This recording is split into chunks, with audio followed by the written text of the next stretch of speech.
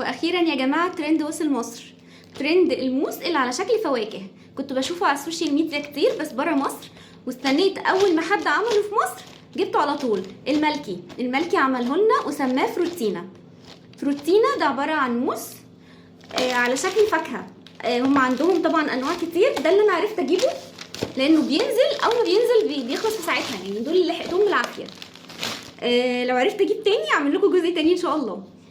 بس هنشوف الاول هيطلع ايه. دي اول حاجه جبتها اللي هي بالكوفي.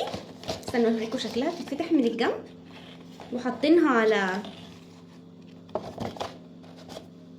زي طبق كده، عشان المفروض ان احنا بناكل منه مباشر يعني. بصوا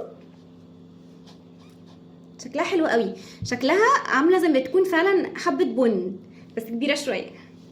تعالوا ندوقها كده ونشوف.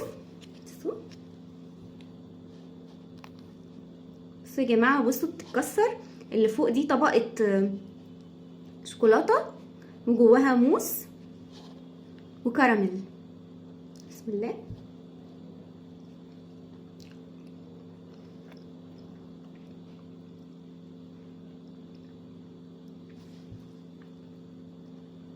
في حاجه بتقرمش جوه برضو حلوه قوي، مكتوب انها كروكانت. يا رب اكون بنطقها صح يعني. وبصوا من تحت في طبقه كيكه صغننه، يعني فيها من تحت كيك. بصوا بس مش كتير.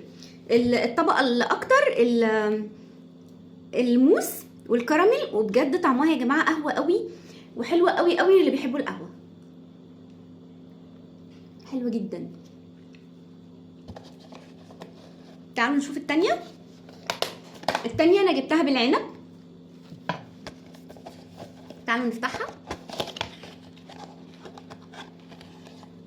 واو بجد يا جماعه، طبعا هو التوصيل خلاها تتحرك من مكانها شويه، بس بصوا يا جماعه العنبايه، بصوا التفاصيل، شايفين التفاصيل زي ما تكون عنقود عنب بجد. ولونها انتوا مش شايفين لونها من عندكم حلو، بس لونها تحفه.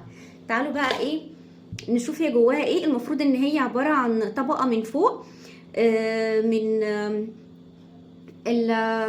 الراسبري والفراوله، ومن جوه في موس. تعالوا نفتح من جوه. بصوا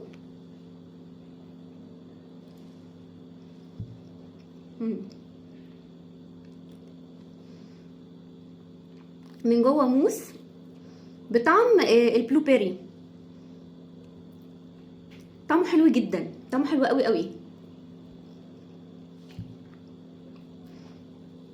ايه ده؟ بصوا ده فيه كمان صوص بلو بيري جوه.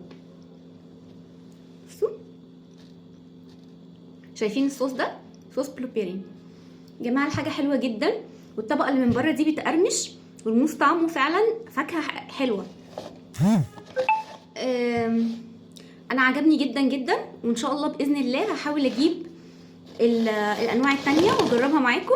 بس بجد برافو عليكم ان انتوا نزلتوا الترند ده. يلا باي.